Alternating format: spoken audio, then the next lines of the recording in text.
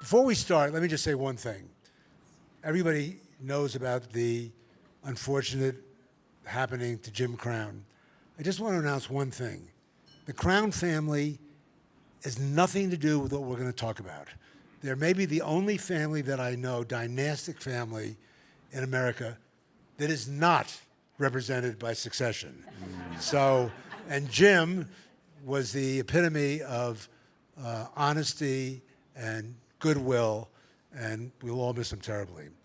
Now, when I heard that we had the opportunity to have these two gentlemen, I thought back to my 11-year-old, seeing Kiss Me Kate.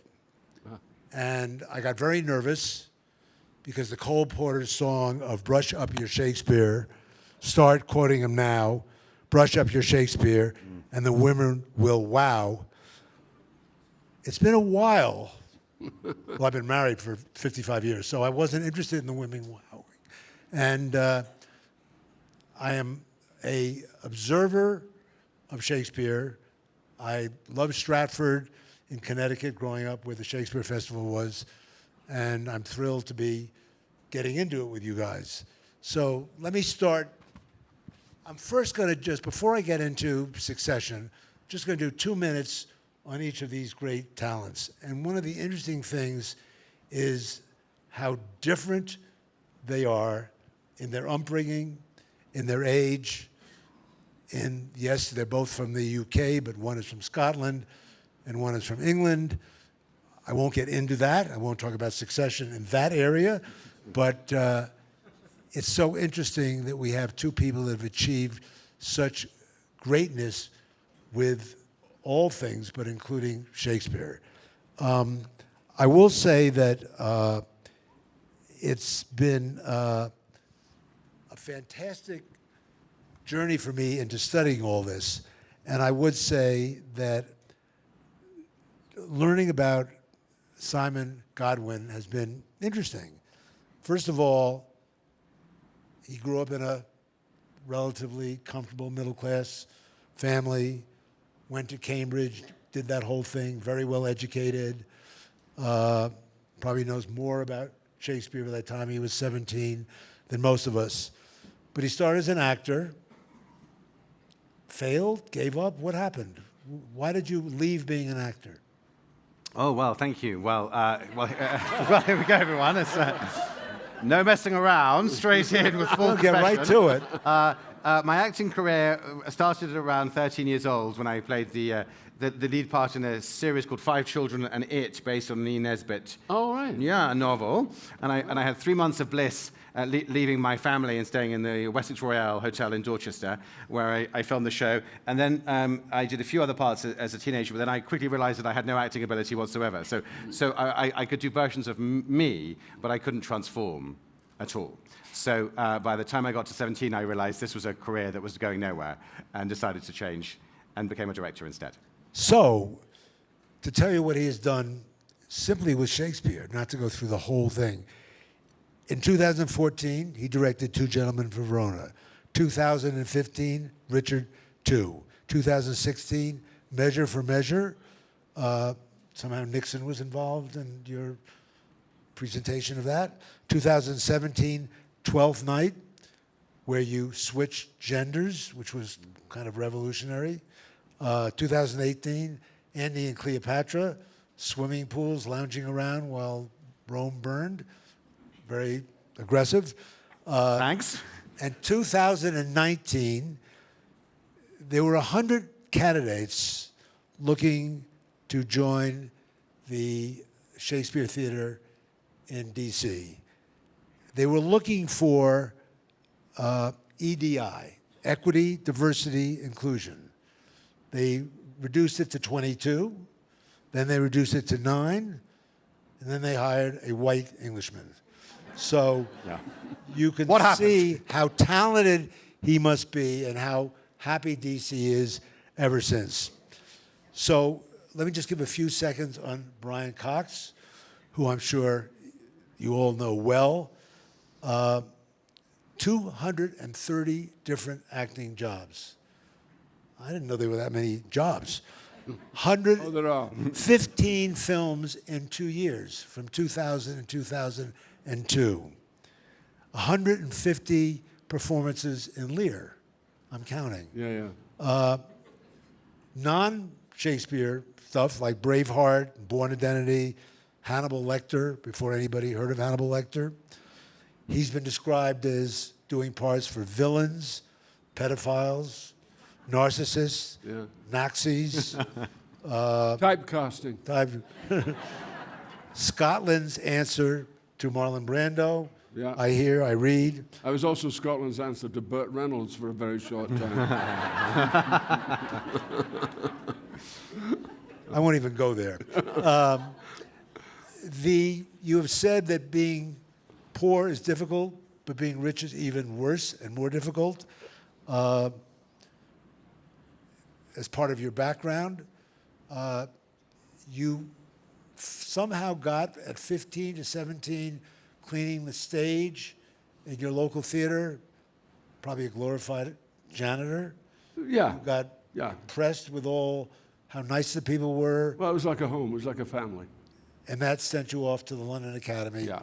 And from there, we know he started acting 1961, 1971 As You Like It, 1983 Lear. I just want to set the record on how much they know about Shakespeare. Taming of the Shrew in 87, Titus Andronicus, which is a very difficult play, which you have said is one of the plays that you I performed the think best. I did well on that, don't you think? Yes, yes, absolutely. Definitive, yeah. Yeah, yeah, I was definitive. Yeah. According to Simon Godwin, I was the definitive Titus. Definitive? Andronicus. How are you when you did Lear in a wheelchair? I did Lear in a wheelchair because I went to, when you go to airports, you see people arrive very healthy, people in their mid-60s, even late 50s. They arrive there and suddenly they're presented with a wheelchair because they're of a certain age, and they get into the wheelchair. They sit in the wheelchair and they immediately become very old. And I thought that's an interesting thing about age. I'm sorry, Michael, to interrupt, but I have a thing about age. I think people act old because other people act old. Mm. And I believe you shouldn't act old. You should be who you are. Just because thank you. Just because we're gray and we do, but actually the great thing about being old is you just simply don't give a fuck. You really don't care. You're beyond care. But truly, we are still human and we are still alive, and we don't have to do all that old acting, people do it, and we're encouraged to do it, and it's a sort of ageism thing which I really, really do not like. Sorry, Michael. One thing interesting about aging, in all these Shakespeare plays, there is Lear, others, and of course Succession, there is this feeling that old people should go away, Yeah. and give their power to their horrible children, Yes. or somebody else. And you see that all through Shakespeare, and you see that all through Logan. Succession, yeah. You see it through Succession. And do you see it with American Dianne Feinstein? Do you see it with all the talk about Biden? So ageism didn't start in the last 50 years. Yeah. It certainly is all through Shakespeare. So that's a similarity between Succession and Shakespeare. The Jesse Armstrong and his group are the Shakespeare of Succession, and you can look to King Lear, and we'll talk about that, but you can also look to Hamlet, Titus Andronicus, Macbeth, Twelfth Night, Richard III. You can look to Jane Austen. You can look to Aristotle. All of these great dramatists you really can find in Succession. And obviously, Jesse Armstrong and all of you who were performing it know that. So you also can see it in these dynastic families, which is interesting as we put it all together. And obviously, the Murdochs have been talked about, but it could go to the Redstones or the Trumps or the Sulzbergers or the Mercers or the Roberts or the Carnegies. the Disneys. I won't go there. But anyway, you can certainly see it. So let me start off by getting into all of this. What is it in England that, and Shakespeare particularly, that gives the leads, these kings, their power, as opposed to what gives Roy Logan the power in Succession? How do these people that you are playing in Succession have the same kind of power in today's world that King Lear had and others had? Maybe I'll start with Simon, or is that just a stupid question to start off with? No, that's a great question, Michael. Thank you. Well, just to talk a little bit about Shakespeare, if I may, and Please. his sort of beginnings and his vision of theatre and storytelling, but I think it somehow will trace back to your question. What's extraordinary about Shakespeare is that he lived at a very particular moment in history. And he lived in a moment which you could liken to the golden age of Hollywood, or even the golden age of streaming. And that he was somebody that grew up in Stratford-upon-Avon in the countryside. He hadn't gone to university. His dad made gloves. But crucially, when he was growing up, the only theatre that he would have seen were touring companies that would come and they would play outside on the local green. And then in the late 16th century, this new idea, this new innovation appeared, which was this concept of building a theatre, which was an entirely new idea in England. It was a building solely devised for the watching of plays. And this idea of the theatre that appeared in London for the first time was wildly popular. And everyone was excited to go. And of course, what happened was you needed plays, and you needed them quickly, because there was this new technology, and one desperately needed scripts quickly. So Shakespeare was really just at the right moment in time to be at the heart of this revolution in storytelling. And what Shakespeare was brilliant at is going, right, I've got this very diverse audience. There are 3,000 of them in the globe. They're coming from all walks of life. Some are well off, some are not. They're all sitting in different seats according to their background, but they're all in the same place. So what I've got to do is think about stories that are going to be universal enough to speak directly to all the folks sitting in this new building called a theatre. And one of the great things that he did, of course, was to write in iambic pentameter. So Shakespeare lines are essentially written da-dum, da-dum, da-dum, da-dum, da-dum. That's the kind of governing rhythm. And why I think there are lots of reasons that we can talk about he chose that, but one of the biggest and most important was that it reflects the human heart. So everyone in the audience listening cannot help but be drawn in to this ba-bum, ba-bum, ba-bum, ba-bum, ba-bum rhythm. So he starts with the technicalities, he starts in this new building, and then he looks to stories. So of course he's drawn to things like, well, love. Everyone's been in love, or everyone wants to be in love, or everyone has a memory of love. So let's think about the greatest love story, Romeo and Juliet. He thinks about fathers and sons, which takes him to Hamlet, to the supernatural, to ghosts. And of course, he's very, very interested in hugely powerful, patriarchal figures that believe they have everything. And the thing that frightens the patriarchal figures, these kings, more than anything else, is death. Because death, as Freud said, is the complex symbol, the impossible to unravel event that is hurtling towards all of us, yet none of us have experienced. But doesn't God and divineness give his heroes like King their position? So they start as a divine being, Yeah. and that's where they begin, whereas in Succession, they're corporate executives. Exactly. But they're divine beings as well. Yes. Well, quite. So I think a modern Shakespeare of the kind that Succession is going to find some corollary between, well, who are the kings, who are the towering egos, who are the exciting monsters that we want to be glued to in a way that those audiences were in the time of Shakespeare with those extraordinary characters that he was writing about. Right. But does Lear, he seems to spread his madness. Well, Lear is a very interesting play because it's a later play. The real interesting time of Shakespeare is in the 1590s, when he wrote Richard III, Titus Andronicus, which were plays that he could get his rocks off on. And he really did get his rocks off, and that's why they're great plays to play. They're very entertaining. I mean, he really understands the nature of entertainment. Then he gets older, And I mean, he wasn't very old when he died. He was only 52 when he died.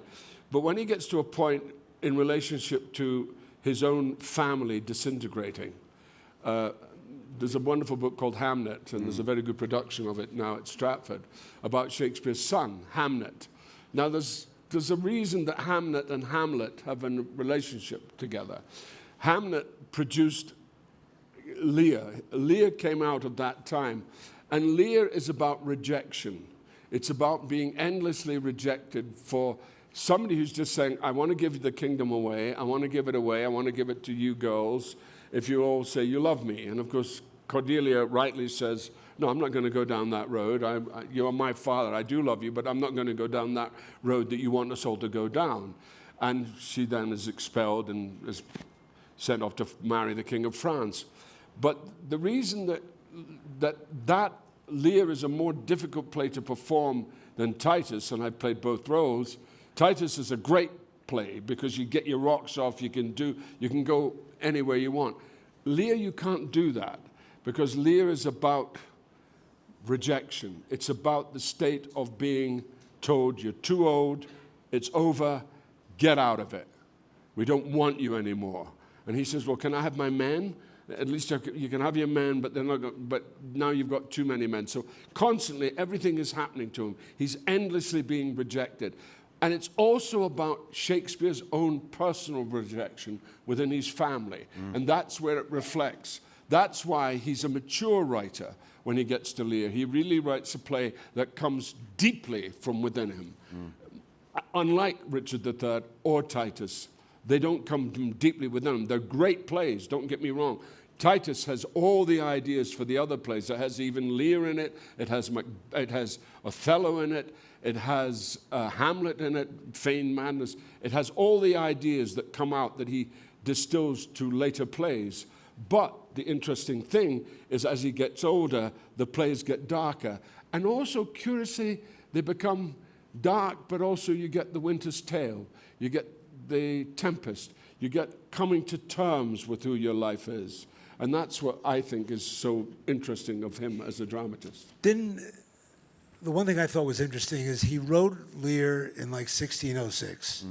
And that was at a time that King James was in the throne. Right, that's right. And King James was trying to bring England and Scotland together. He failed. A couple years later, the Catholics... Well, he didn't fail. It was all right for a bit. It was later on that it failed. But he was not considered that successful. Well, they didn't like him. Well, the first thing that he did wrong, King James, interestingly enough, he hated smoking. Because in Scotland, they didn't smoke, they took snuff. And when he came to England, he found everybody smoked. And he wrote a whole dissertation on smoking. How much did you know about that? I didn't know this. Oh, you went to Cambridge. I know. There we I are. left school at the age of 15. You're supposed to know these I didn't know things. about the smoking. I'm here, yeah. But then the Catholics attacked Parliament. Yes. And then the For plague. good reasons. And then the plague. Yeah. And at the same time, the plague and all these horrible things were happening, Shakespeare wrote King Lear. Yeah. Very similar to today with COVID, with what's going on in the world. You and Jesse and all these people write Succession. Yeah. Seems to me he was living in a time that we're living in now and wrote 3 plays when they couldn't even be performed. Yeah. So I thought that was kind of interesting. Anyway, on Richard III, who I guess is the worst monster in the Shakespeare quill, how is it that somebody like that or somebody like Logan or these difficult children, why do we want to watch them so badly? Well, because we like to hate. We love to watch people that we really hate, that we really dislike. And we start off by going, oh, I don't want to watch this. Oh, I don't like this. Oh, hang on a minute. Oh, this is interesting. I see. Oh, really? Oh, wow, this is really great. This is what we do as human beings. We're so fickle with one another. It's not that their children are similar. It's not that, Yeah, absolutely. When you direct these hateful monsters, you have to find some sympathy in them to keep an audience attached, or don't you? Yes. Well, look, I mean, I think what's another thing about Shakespeare is that rather brilliantly, we don't know what Shakespeare thought about anything, because he very brilliantly hid all of his own views on the world. So we have no letters by Shakespeare, we have no diaries by Shakespeare, we don't even have any marginalia that he might have scribbled against one of his scripts. Nothing, zero, zilch. And it means that we're in a way even more available to speculate whether he was a royalist or an anti-royalist, whether he was left or whether he was right. We'll never know, because he rather artfully disappeared. And that's true, I think, of his characters, that it's actually very difficult to come to a stable, categoric view of these characters, because actually they're moving all the time between hero and villain, and villain and hero to villain. And he's very careful to take a character like Iago, who is one of the most, in quotation marks, evil characters in the whole of the canon, and yet he writes him in a way that his language, his wit, his intelligence are off the scale, completely breathtaking. So Shakespeare dares to say, "Judge at your peril. Out of the crooked timber of humanity, no straight thing was ever made," said Kant. And I think Shakespeare knew that, believed that, and embodied that. Yeah, it's interesting that Richard III, if you see the heading of Richard III, it's described as the tragedy of Richard III. Yes. It's not it's not the Richard III that we all know, and also it was based on a rather scurrilous book by Sir Thomas More, and it was actually propaganda to dish Richard III. They all wanted to dish him. Now we've discovered that Richard III, and there's been a Richard III society going for a long time, Richard III wasn't that bad, and he probably wasn't responsible for half the things he's been accused of being responsible for. But Shakespeare wrote the tragedy of Richard III. I directed Richard III, so I tried to know, where is the tragedy? And of course the tragedy is the fact that he is crippled. He is a cripple. He is a man who is, he says, at the beginning, I love the way you can quote. I can never quote anything. Now is the winter of our discontent made glorious summer by the son of York. And then he goes on about, and I, who's like this and like that, and can't do this and can't do that, and I'm the poor. And that's the tragedy, is this man is completely, he's destroyed, physically destroyed. And people forget that, because they just say he's an outrageous villain. Yeah. And the truth is, nobody's an outrageous villain. Yeah. They all become outrageous villains. My image of this is, look at babies. Go into a hospital and look at newborn babies. I want you to pick out the one that's Hannibal Lecter, and the one that's Adolf Hitler, and the one that's Albert Einstein, and the one that's whoever's nice. And it's hard to do. Yeah. The babies become something else because of what happens around us. And Shakespeare was so in touch with that, so in touch with circumstance. That's the other thing. The other thing, too, about the later plays,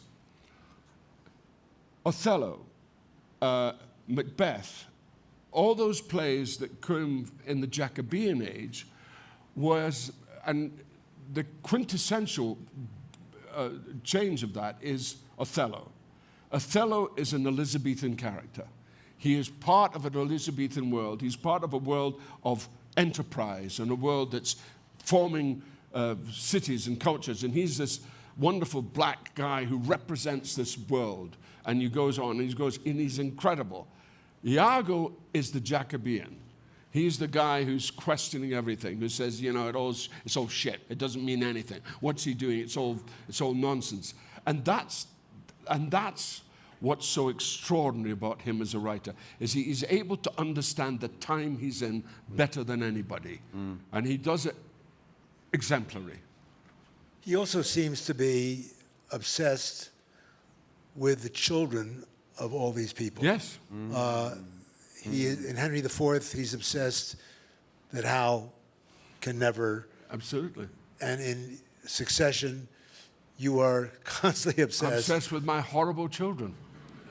And it seems to me, you love them, but they really don't love you. Well, they do love me. That's, you see, I wish it was that simple. And that's the greatness of Jesse's writing. And that's why he would, if he was here, he would hate this conversation. No, he would. He would hate the fact that they would compare him to Shakespeare. I mean, he doesn't like the theatre for a start, Jesse. What? He's not a lover of the theatre. There are obviously deep psychological reasons for that. But I'll talk to him. But the interesting thing is that Jesse really, he understands, he's got such a Shakespeare sensibility. These children are lost children. They're deprived children because they're deprived of perception of the world as the world stands. They can't see it because their conditioning has not allowed them to see it. I'm afraid that exists. That's reflect on what is happening now. There's a whole group of people, their parents are well in charge, but if you think of the Murdochs, you know that Rupert, he's a smart cookie, he's made certain hard decisions, but his children are a little lost. They're a little finding, well, I should go down the road of Fox. And the other one says, I don't know if Fox is a good idea. I'm not going to go down that road. And I feel for them in one sense. In another sense, I don't feel for them at all. But it's because of the conditions that make children the way they are. And the Roy children they're entitled and they're deprived at the same time. Mm. Yeah, I would think about Ivanka in that same Yeah. category. Yeah. How could you survive that family Yeah. under any condition? But also with Trump, in fairness to Trump, he's an abused child. Clearly an abused child because he comes from a family of a father who clearly abused him and a mother. I mean, I know what Scottish Protestants are like. As a Scottish Catholic, I should well know what Scottish Protestants are like. And she was from a Scottish Protestant background, very free speech, very limited, very deprived. Coming to America, she probably didn't know what the fuck hit her when she came here. But she met old man Trump, and the rest is silence. These children, That's a good quote. That's a good quote. the children seem to want to be. Kendall sits in his father's chair Yeah. in your show. Hal wears the crown of his father. Yeah. There seems to be a consistency. Maybe Jesse Armstrong unconsciously has seen all this. Well, or the thing is, I'm a Scot, and I came to study in London, and I didn't know Shakespeare at all. But once you're introduced to the world of Shakespeare, it gets you right in the very solar plexus of your life, because he is the best writer. There's no question about it. He simply is the best writer. He simply understands the human condition better than any writer ever, even the modern writers. And of course, he's infected everybody. Yeah. And whether Jesse likes it or not, he's infected him. And it's clear in his work. And in fact, I mean, I'm thinking of the great American critic Harold Bloom that wrote a lot about Shakespeare, and he published a book called Shakespeare and the Invention of the Human. And his thesis was essentially what you're saying, Brian, that this extraordinary writer from so long ago has somehow infiltrated our collective unconsciousness. That when we write stories today, or we use language, or we even think thoughts, it's because somehow we're in dialogue with this formative influence, consciously or unconsciously. when, on that point, I don't know if I should even get to this, but it seems in Succession that the writers deal with bodily fluids quite a bit. There's defecating in the bed, there's urinating in the office on the floor, there's... Masturbation. I wasn't Against the window, the company window. Yeah. I was trying to figure out before this how I was going to describe that. Describe better than I would have done. And in Shakespeare, when he talks about bile, Yeah. black bile, yellow bile, phlegm, are they both, in both these shows, these writers, are they saying they may be royal, they may be God-given, they may be the biggest media star in the world, but they're still animals. Yeah. yeah. I also think that one of the problems that we have, which of course is about humors, now the humors had certain, the humors were the things that men and women contained within them. So bile was created because of certain influences, certain restrictions. So all of those elements were created. We don't have that sense anymore. We don't know about how these things affect us, how affected them that affect us. We don't have that. That's gone. Shakespeare has it. He pays not too much attention to it, but he gives enough attention to it. Yes, and I'll build on that if I may, Brian. Go ahead. Directing King Lear earlier this year, I was very, very strongly aware of this idea of not only is Shakespeare interested in evoking characters and types, people, he's really, really interested in what leads people to change and what kind of extreme events can finally shift tectonically and bring a new way of seeing life. And actually, when you were asking the question about the visceral world, the natural world, it reminded me of a little few lines from King Lear, which, Brian, maybe I'll speak and then maybe I'll remind you. I feel nervous of speaking them alongside you, but you'll remember in King Lear that he has this great, he's enormously powerful and it all goes wrong and he suffers from a kind of mental collapse and he gets thrust out into the storm, onto the heath by his own kids. And when he's on the heath, he turns to his friend and says, "They flattered me like a dog. When the rain came to wet me once and the wind to make me chatter, when the thunder would not peace at my bidding, there I found 'em. There I smelt 'em out. Go to, they are not men of their words. They told me I was everything. 'Tis a lie." And there begins his transformation into arguably a stronger, kinder, better person. But unless you're exposed to the elements, you don't get it. how do you change? They also, in Lear, say the mad are leading the blind. So are we living in a society with a possible new president where he's mad and the rest of the world is blind to his madness? Are the people in succession mad and they're running the biggest media company, Fox-like or ABC or whatever, and the madder they get, you only see them influencing their children and their associates, but are they really destroying society? And the same thing could be true in Lear. Is it just Reagan and those two characters, or is it the rest of society? Well, it is the conditions of the time and the conditions that when the monarch makes the decision that he decides to make causes I mean, it's like succession. It kicks off everybody into Reagan and Goneril, warring with one another and both their husbands, and then everything that goes on between them, and then Edmund and the treachery that goes on in the play. Yeah, I mean, it does kick it off. And I think that's why we're still connected very deeply with those plays, and every writer has to be.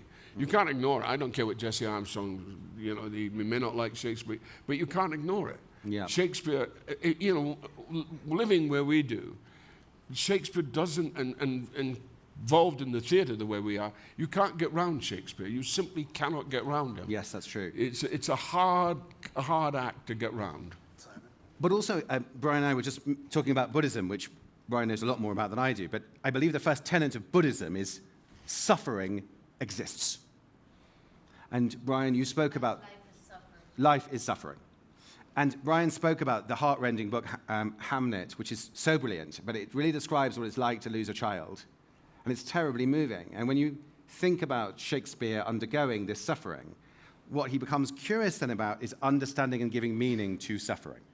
So I think a critical thing in King Lear, which was so radical, was that, of course, there was already a play of King Lear before Shakespeare wrote the play of King Lear. It had been on a few years previous. So it had been someone else's version of King Lear. People had gone to these new theatres, they'd seen it, great. Oh, William Shakespeare's done his version of a King Lear story. Great. So people trundled along. Now, in the story that everyone knew, at the end, Cordelia, the beloved youngest daughter, marries the Prince of France and all is well. It is a happy ending. So Shakespeare decides, something I want to change. So yes, King Lear is reunited with Cordelia in the last few scenes. The audience are thinking, great, we know the ending, wonderful. And then, to the horror of everybody, Cordelia is hung in front of her father. And the shock at the Globe Theatre in London when King Lear carries the dead daughter on stage, howling, is a remarkable example, I think, of Shakespeare's absolute determination to be truthful, to be authentic, and to try and bring his own sense of loss into this omnipotent person, or so he thought, and faced with the body of his own child, finally, you feel, starts to crack into something spiritually profound. Is this why everybody dies in Shakespeare? Well, but I think in this case, he's interested to answer your question about, is it the end of the world? Is this a disaster? Is this a nihilistic vision? It's actually a vision of change. Yeah. And it becomes a metaphor of how we can all use that which is thrown at us in some way to try and grow from it rather than be diminished. And the change comes from Edgar, because Yes. Edgar takes it on, and he takes it. Because that world ends, and we move into a new world, just in the same way that in this country you move from one presidency to another presidency. You use from one state of optimism, pessimism, to another state of pessimism, optimism. Yeah, and then you have these wonderful last lines, which I would say resonate very well today with the weight of this sad time we must obey. Speak what we feel. Not what we ought to say. They rehearse that. No. Do you think, I think we generally watch these plays because of the cathartic nature, but for the grace of God, go I, it's not me, and all the stuff. But do we also look at it because the act of a divine king, or the act of a media, or any kind of major family dynasty, affects our lives? Yeah. It's not just them and their idiot children, it's our lives. Yeah. So we see Trump's funny little children running around doing stupid things, and it affects us in the end of the day. And we give too much attention to it. That's the other problem. We give far too much attention to it.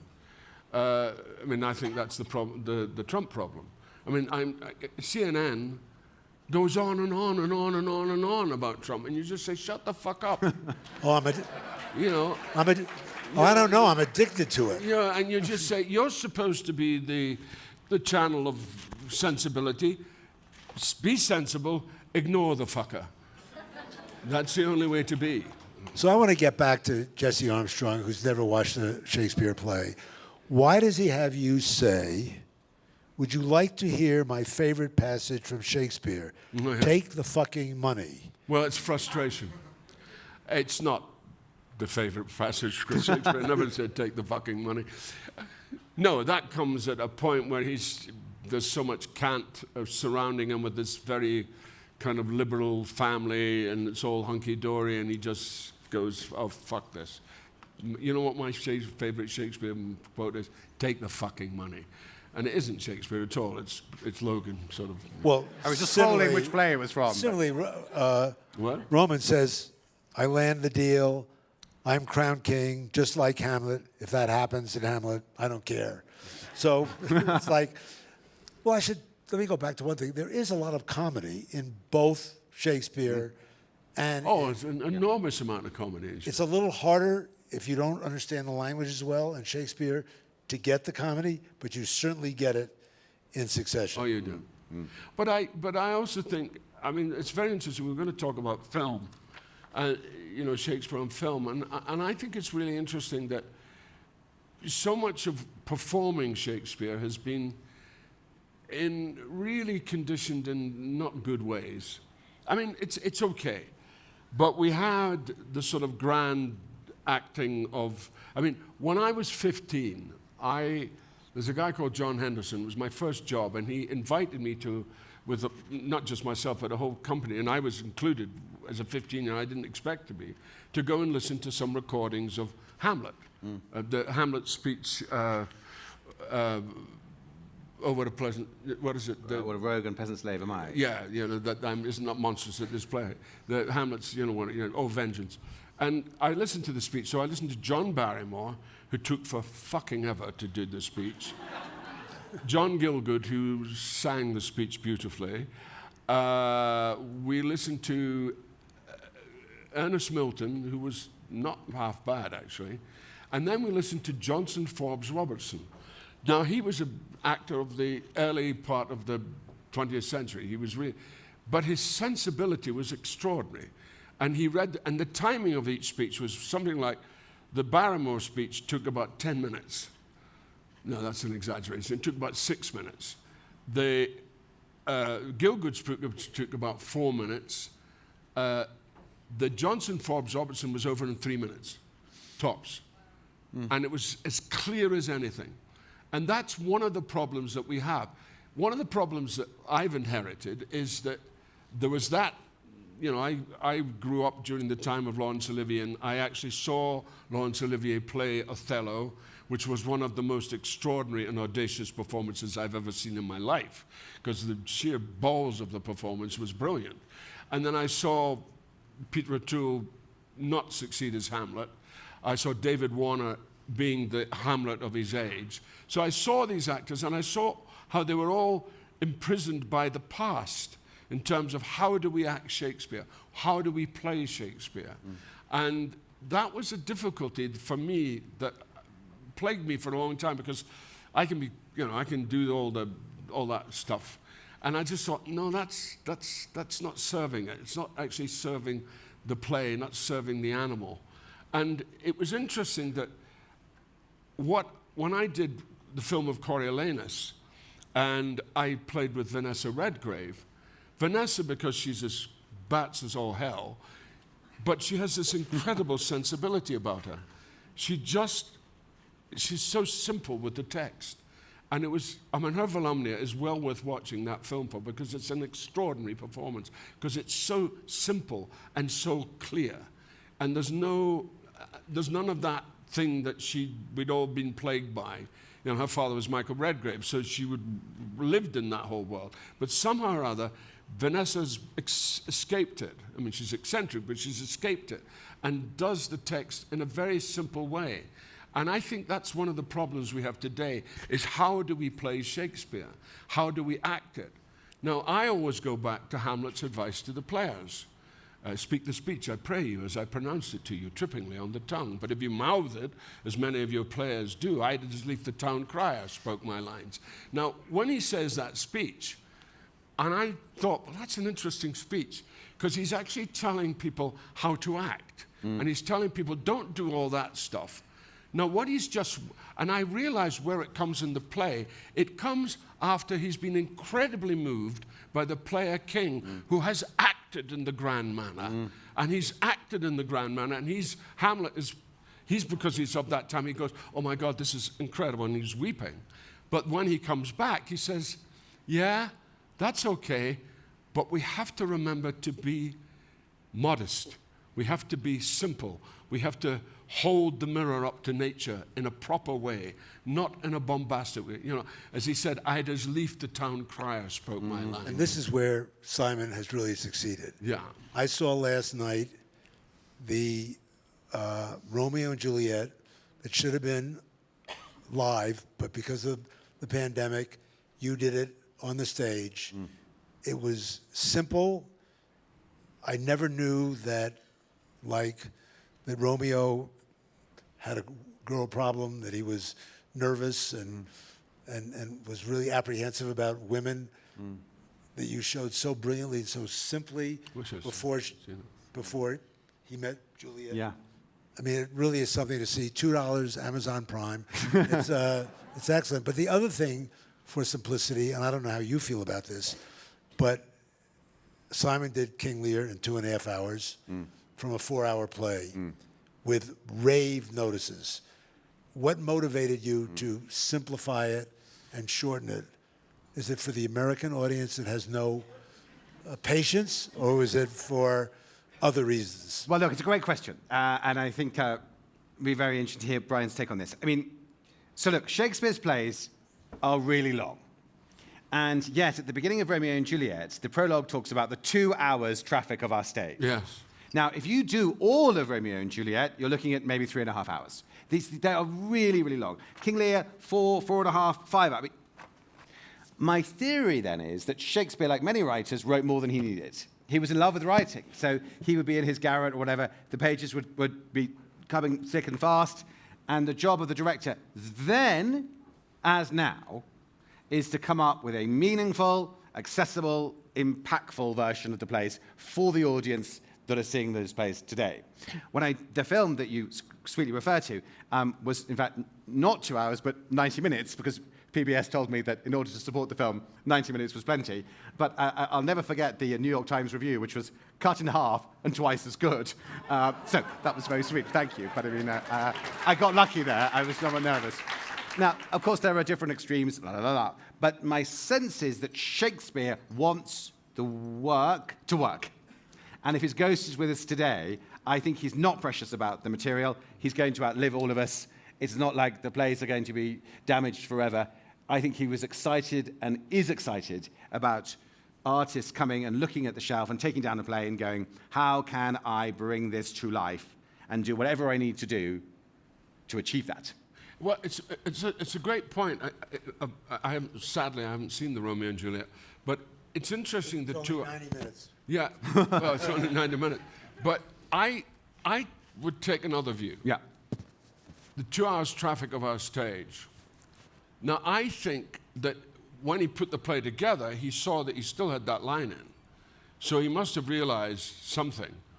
Why did he keep the line in 2 hours traffic? Because he wants the actors to get the play done in 2 hours. Yes, to go fast, yep. And I think that's what we forget, that Shakespeare has got to...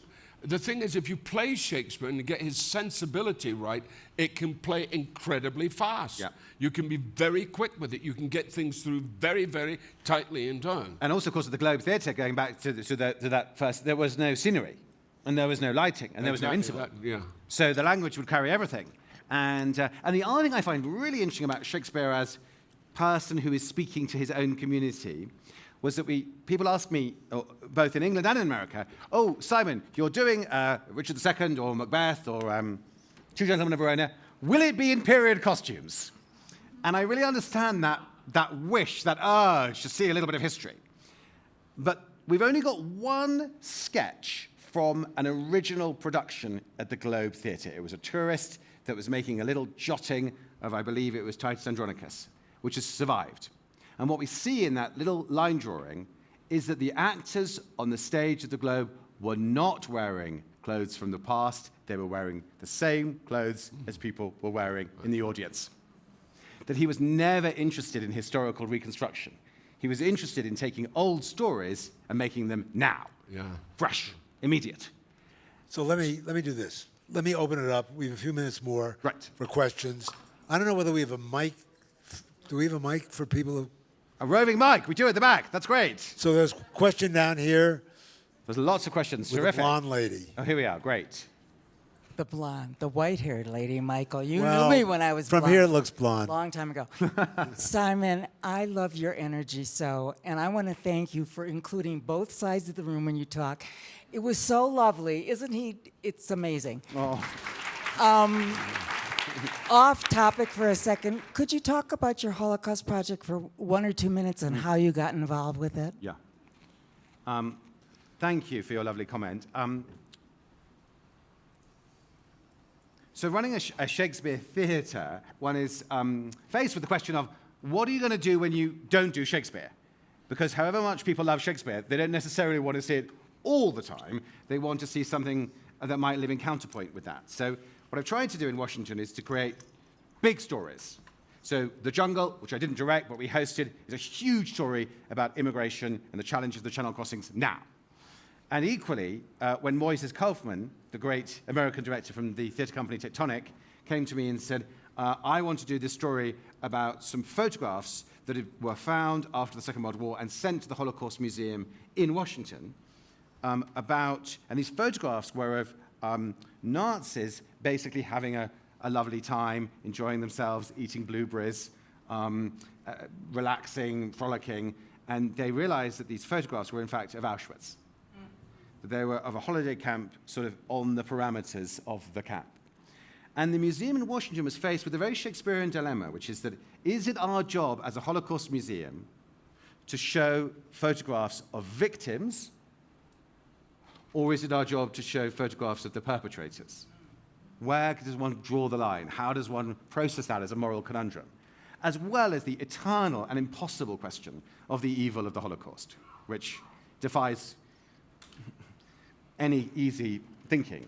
So Moises came to me and said, we'd like to do a play around these questions. And I said, that feels really meaningful to do that on our big stage. And he did a fantastic job. It's called Here There Are Blueberries.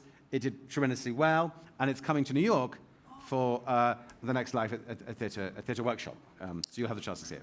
Other questions? There were some questions. Oh, right here. Okay.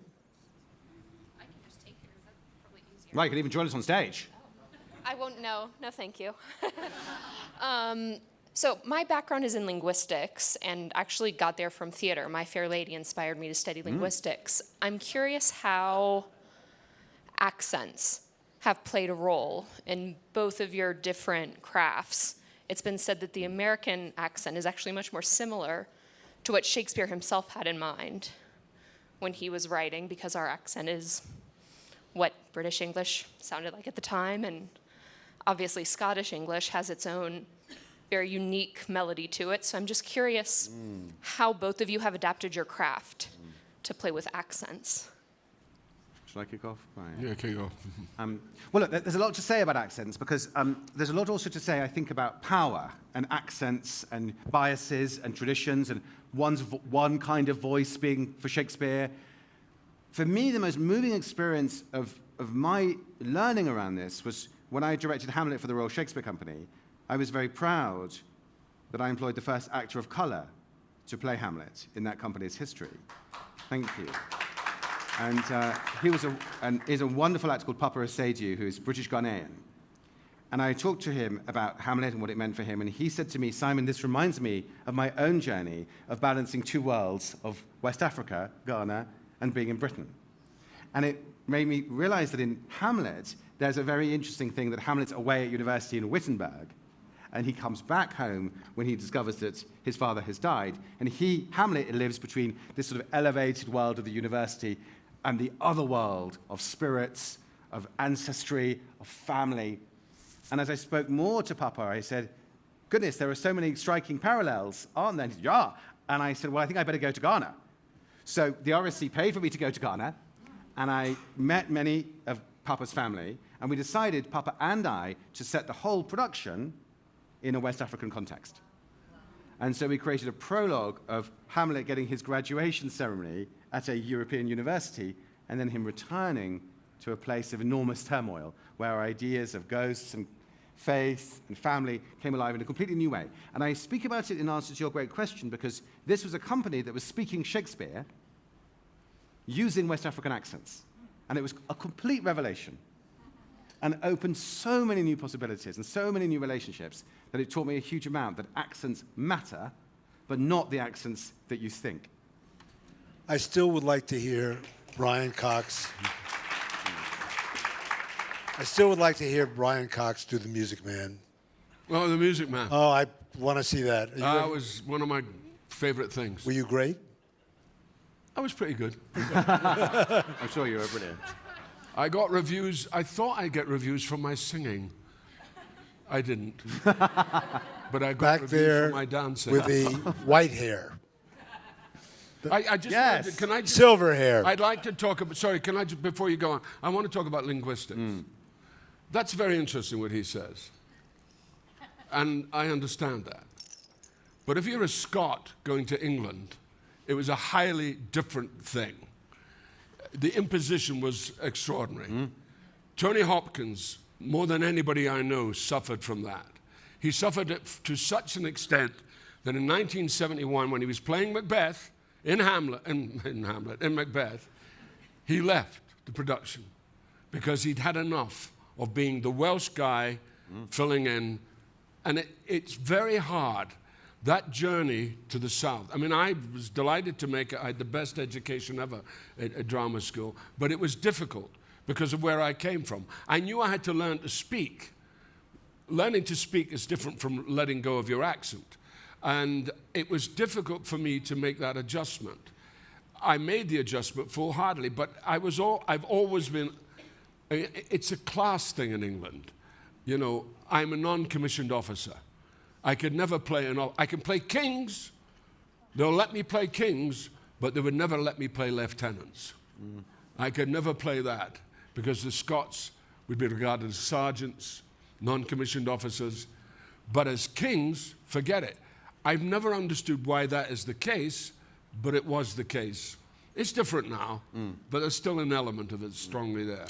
Okay, Silver here. Oh, thank you. So if you were tasked with pushing Shakespeare, Jacobean, and heightened language theater down to younger audiences, what would be the 3 points of your strategy to try to affect To reach younger audiences. to reach younger audiences, like high school, middle school, and so forth, and make it really, especially in the United States, make it a really attractive. Well, this is a question about Shakespeare for now. And I think it goes back to what actually I think Brian and I are both saying, which is that for Shakespeare to succeed, those people on the stage must look like those people in the audience. That any idea that Shakespeare is the enclave or the protected territory of any one group is a disaster. And it was never Shakespeare's intention. His intention was always to be the most democratic of writers. And so my job running the Shakespeare Theatre in Washington is to ensure that the maximum number of people feel entitled, allowed, happy, welcome to be there at a Shakespeare. And all of one's anxieties that I'm sure many of us carry, I carry it, of going, will I understand the play? Will it make sense? Will it speak to me? Will it be relevant? Will I be able to follow it? Will it be clear? That all has to be addressed. And I'm actually excited to say that we spoke briefly about Rafe Fiennes playing Macbeth, and Rafe said to me, I want to play Macbeth, Simon, but I'm so keen to reach new audiences, younger audiences, I don't even want to do it in a theatre. So we're going to cities, and we're going to transform spaces in areas that there haven't even been a theatre in. And he said to me, I don't just want to be the actor on the stage, I want to be the actor in the schools. So Rafe has said, wherever we go, we're going to Edinburgh, we're going to Liverpool, going to Washington, we're going to have a corollary program where young folks come into the spaces, they see the show, they meet Rafe afterwards, and we do work in the schools. Because I think the future of Shakespeare entirely lies in the future of the audience. Shakespeare does not live without all of you. And so it's career suicide for me not to take all of you profoundly seriously and find out how Shakespeare can continue to live for each and every one of you. I think that is a good note, and to thank our guests who were brilliant, as I expected they would be. We came within 32 seconds of an hour, so I wish you all good night. Thank you very much. Thank you, Michael. Thank you, Simon. Thank you, Simon.